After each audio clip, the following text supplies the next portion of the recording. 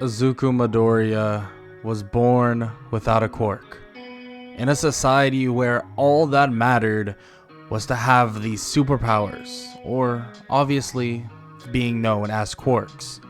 He wasn't born with any of it.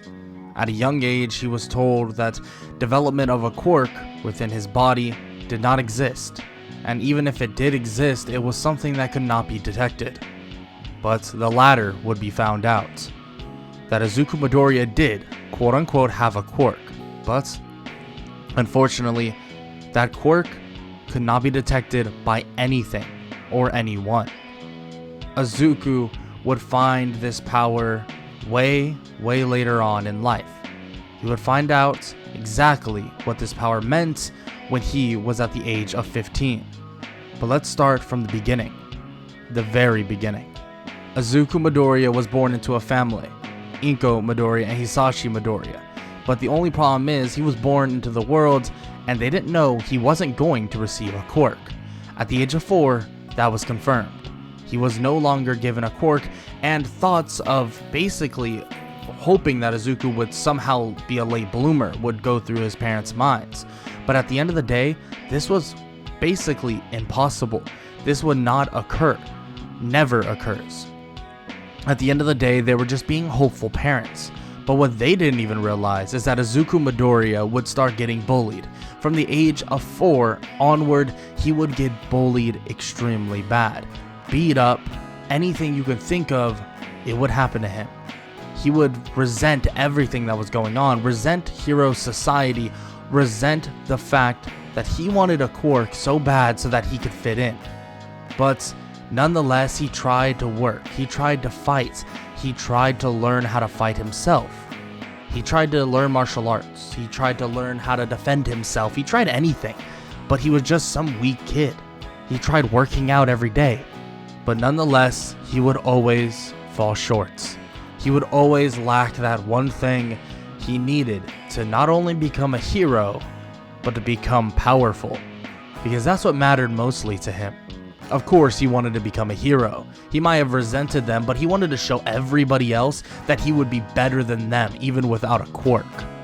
But he would finally come across that one thing that would help him, that would allow him to become great, become strong, become unstoppable. But that day, well, I'll explain it right now. Yo, what is good, everybody? It's your boy Golden Falls Golden What If, whatever you want to call me, and I'm back. I am back with a brand new Deku What If. I just ended a Deku What If, so I wanted to get one started up. This is going to be Deku Has the Darkhold, or subtitled Darkness, Deku Has the Darkhold. And if y'all don't know what the Darkhold is, it's obviously from Marvel, but it's also from the Doctor Strange movie. That's like the main thing that just came out. So I'm going to be doing a what if on that. Maybe you'll even see a what if Deku was Doctor Strange type of deal. But this is the first thing I wanted to come up with. Was I love the idea of the Darkhold, so we'll be doing a Deku Has the Darkhold.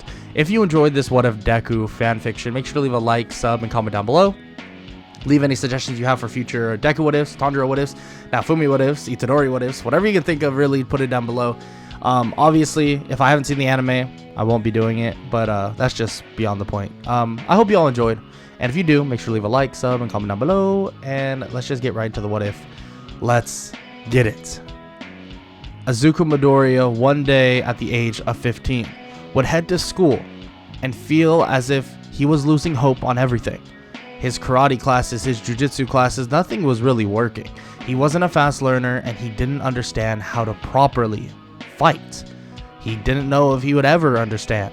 Could a quirkless person in this society really be a hero? Could he truly be better than all these other people that got this massive shortcut? Well, Izuku isn't so sure, but nonetheless, he's going to try. And it all started on the day that his teacher began speaking about giving everybody their little evaluations for basically a future job. Of course, the teacher throws all the papers in the sky, saying he knows that they all want to become heroes, and that even Izuku, or Izuku Midoriya, and Katsuki Bakugo are trying for UA. They begin to make fun of Izuku. Everybody does. Even the teacher, while saying that Izuku wants to try out for UA, begins to more or less scoff at it, that Izuku is basically useless, that he's not going to be able to make it a UA. Of course, Izuku is numb to this by now. He doesn't even listen to a word they say. That's until Bakugo walks up and just slaps the hell out of him. He begins to kind of flinch backwards a little bit and stare at Bakugo. And for some reason, Izuku's vision begins to get all foggy, odd. But then it just resumes right back to normal, as if nothing actually occurred. Izuku is shaking his head as if he was drunk or just got knocked out or something to that degree, but he doesn't even know what's exactly happening. Nonetheless, after they're all let go, Izuku begins to leave, but Bakugo and his cronies begin to stop him, about to basically harass him once again. Izuku pushes by and says that he doesn't have time for that. He begins walking home and heads under a bridge. During this though, Izuku hears something and even begins to sense it, as if there's this tingle within him, as if something was telling him to move. Immediately moving off of the manhole cover, as a sludge-like monster comes barreling out. But just as the monster comes charging at Izuku, swearing that it's going to take his body, because whoever it is coming for him, Izuku is saved. While being trapped within, Izuku begins to see that so-called fog once again, as if he's seeing something in the near future. But as the fog disappears, he sees this weird magical aura that is guiding him somewhere else. What's happening?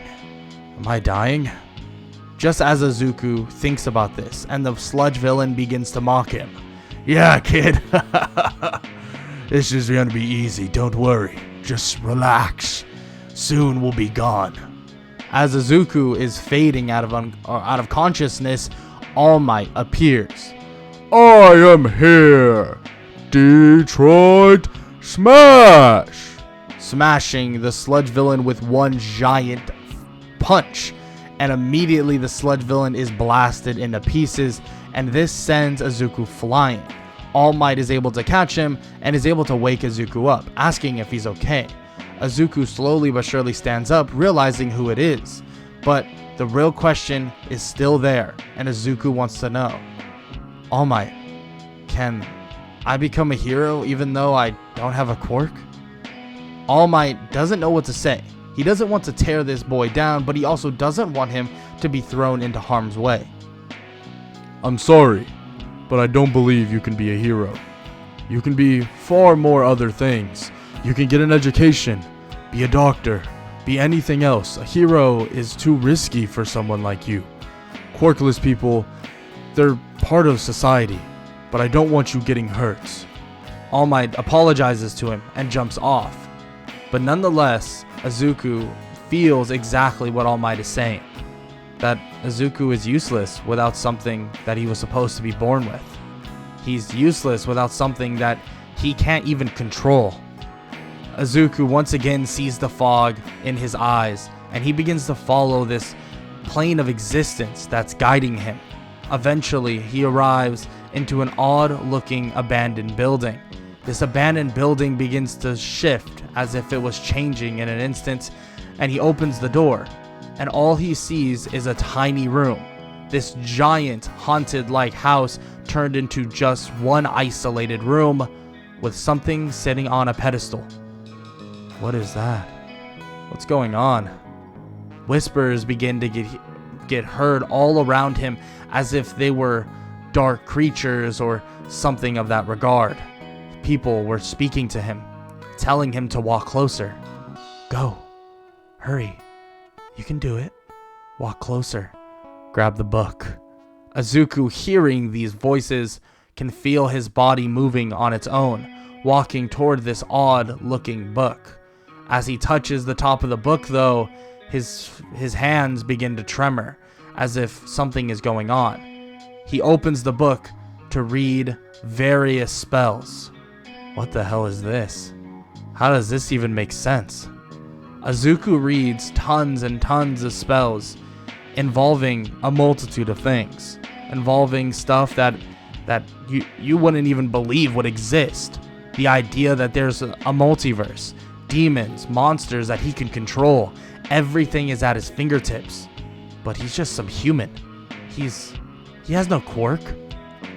He looks closer into the spells and he begins to touch the book once again, and he passes out at one last look at the book, other known as the Darkhold.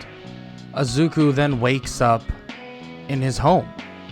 He's laying in bed, and he gets up and his mother comes in and checks on him, asking if he's okay, that he's been kind of sleeping in today. She knows that he has the day off, but why is he sleeping so much? In which Izuku says that he was just really tired. Sorry for worrying you, Mom. I didn't mean to do that. No, honey, it's okay. I have food for you. Come on. Izuku is kind of at a loss for words. Maybe that was a dream? He doesn't really even know.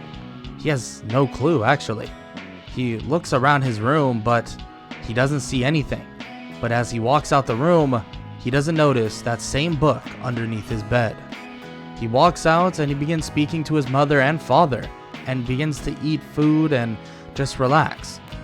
A knock is then heard at the door, and Inko begins to tell Izuku if he can please go get that. And Izuku says that yeah, no problem. Izuku gets up, opens the door, and he sees Bakugo and his cronies. But they're being super nice. They're asking Izuku if he wants to go to the movies with them, if he wants to hang out, and maybe they can do some training later. What? What are you guys talking about? Why are you being so nice to me? What are you talking about? We're friends, aren't we? Well, if you don't want to go and you're tired, all good, it's fine. But we'll be going to the same movie theater we always go to. So hopefully we see you there, alright? Bakugo and his cronies then leave, and Izuku is standing there in complete shock. And Inko even questions why he was acting like that. They've been best friends since, well, forever. Since they were babies. They were inseparable. Izuku is at a loss for words. Inseparable? Inseparable? Okay. Izuku then begins to leave, and he begins to head to the movie theater. And he actually hangs out with Bakugo and his so-called friends, and they begin watching movies and just hanging out, just like how normal friends would be. Even all of the people that Izuku would basically be bullied by were nice to him, as if he was popular. Izuku's confused by this. What's even going on? Izuku then begins to get into a conversation with Bakugo about quirks, and Bakugo says that, well, his quirk is powerful, but Izuku's even more powerful. Izuku's confused. Oh yeah, how would you explain my quirk?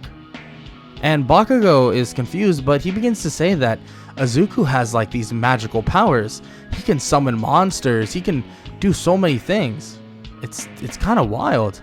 And when Izuku hears this, he's convinced. He's convinced that he must be dreaming, that this isn't real, that this makes no sense. What's even going on?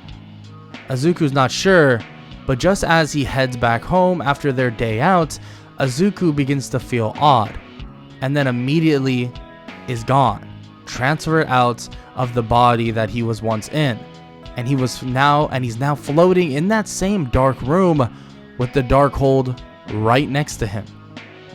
What the hell just happened? What did I just do? He begins grabbing the Darkhold and looks through it and sees that he was doing something other known as dreamwalking. It seems that there are other multiverses? Multiverses. So that means multiverse theory is real. But I was in another version of myself, one that everyone liked? I had a quirk?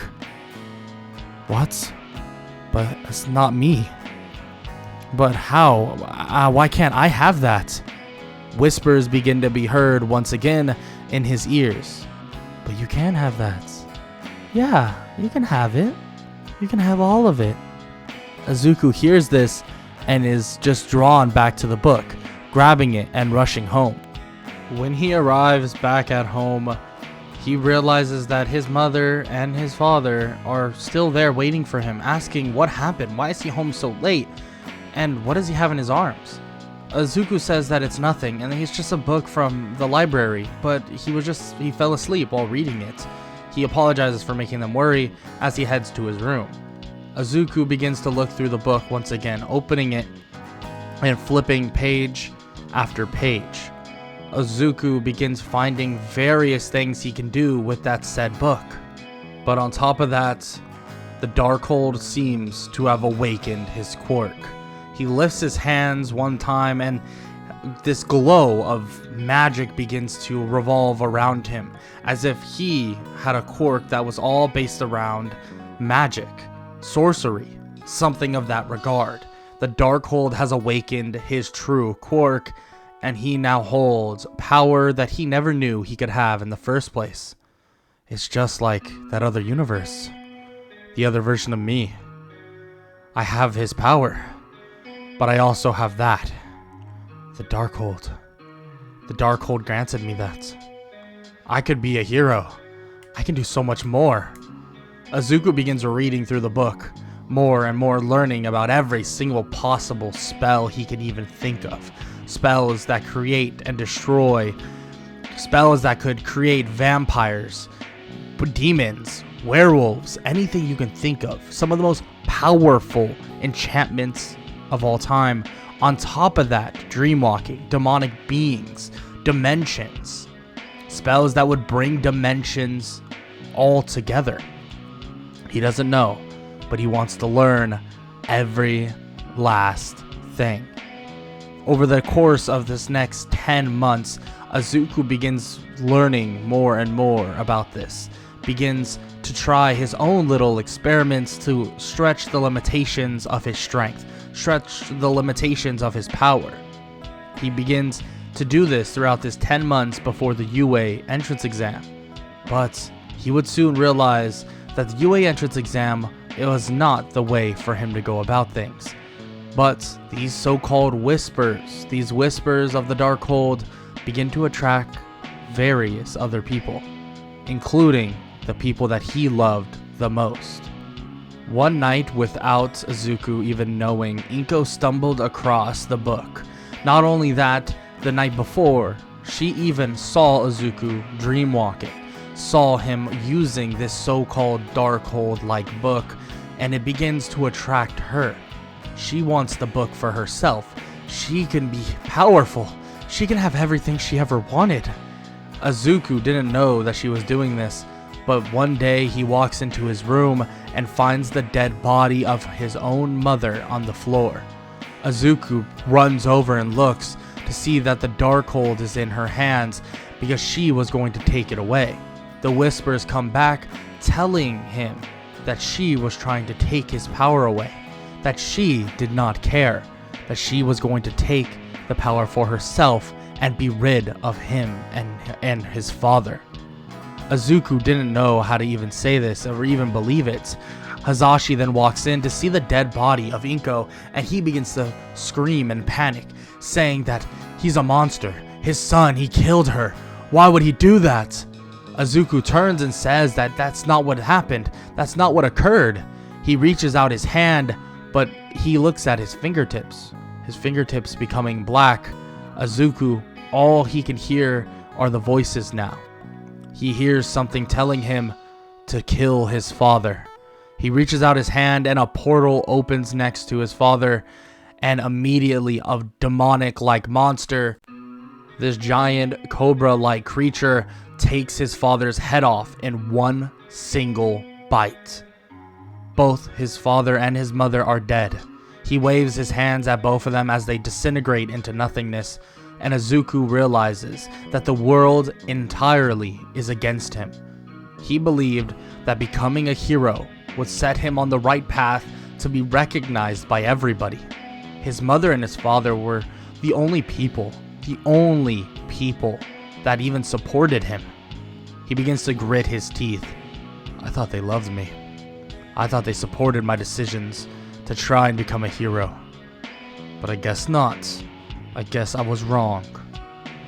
These other multiverses, they all have a version of me. Version of me that's happy. Whatever. It doesn't matter. I don't want to go to UA. Screw being a hero. I'll get exactly what I want and what I deserve. Izuku, every single night from here on out, would just remember that dream, the dreams of him being happy, the dreams of him having friends. That version of Izuku was always in his mind.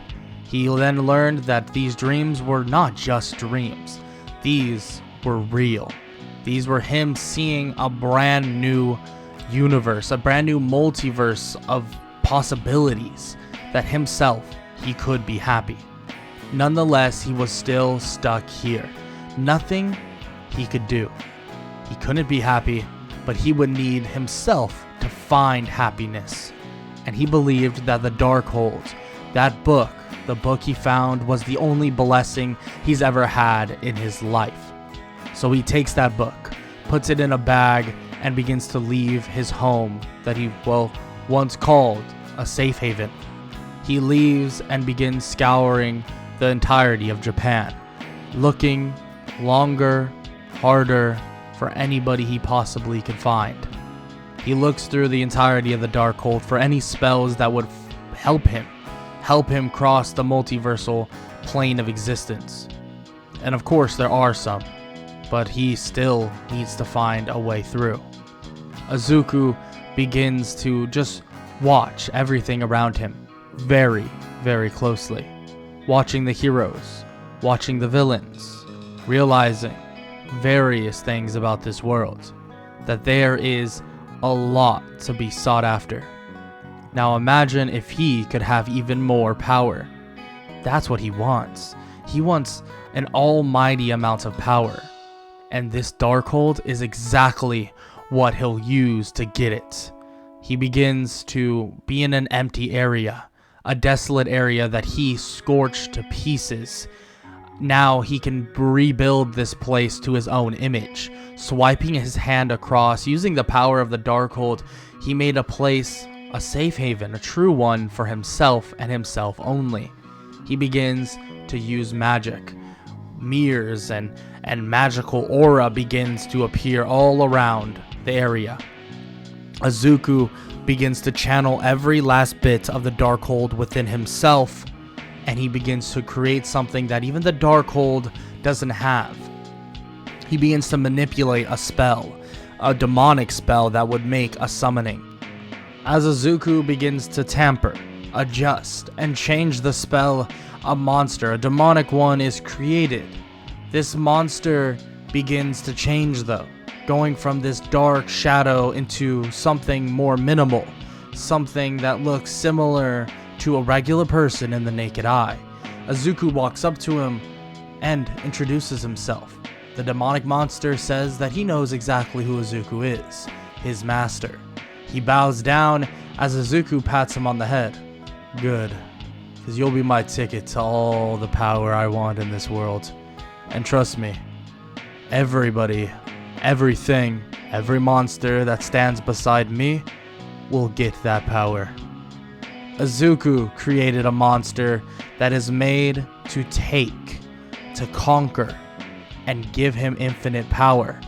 How will he gain that infinite power? Well, he'll take it from every single quirk ever in existence. Izuku will go from the dead to the people of the living. Anybody who has ever had a quirk, he will strip them of that power, and he will put it within himself, making his sorcery just be at a whole nother degree of power. And this is exactly the process he will undertake. He first started at UA. Of course, he might have missed the entrance exam, but he cloaks himself as one of the students and enters UA High School without even being detected. And when he enters, the day he did, he actually notices another being, another force around him. It seems as if someone else is also trying to enter UA. When he enters, the alarms begin to go off. The paparazzi runs in to get pictures, but Izuku is calm and ready. Izuku sees the horde of people and he snaps for his demonic person or demonic monster, servant, loyal to him, to appear next to him. He points toward the group of students and tells him to go up there, and begins to analyze every quirk that every single person in UA has. Every student will feel the despair that he did all those years, not having a quirk, lacking the strength to defend himself. Now they will know. Now they will know what it truly means to feel that pain. Izuku wants them all to feel it, but there is another extended agenda. There is far more to be done. The Darkhold is something that should not be taken lightly, and frankly Izuku is taking it as if it is only benefiting him. But soon he'll find out that the power of the Darkhold will and always corrupts all.